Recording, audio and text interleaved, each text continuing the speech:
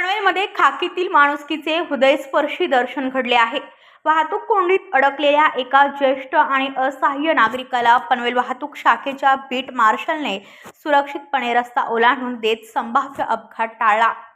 सहाय्यक पोलीस उपनिरीक्षक युवराज येळे आणि पोलीस शिपाई नितीन सूर्यवंशी हे पेट्रोलिंग करत असताना त्यांना वाहतुकीच्या गर्दीत अडकलेला एक ज्येष्ठ नागरिक दिसला।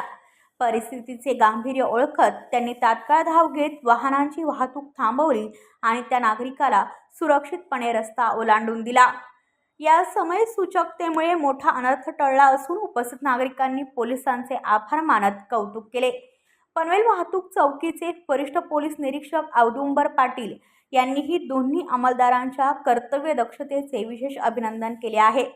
कायद्याची अंमलबजावणीच नव्हे तर नागरिकांच्या सुरक्षिततेसाठी तत्पर असलेली खाकी पनवेलमध्ये पुन्हा एकदा माणुसकीचा संदेश देऊन गेली आहे। पनवेल वार्ता, पनवेलची स्पंदने, जनतेचा आवाज। ब्युरो रिपोर्ट पनवेल, पनवेल वार्ता न्यूज।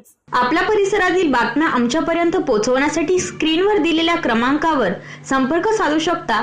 दूरध्वनी क्रमांक 8652414343।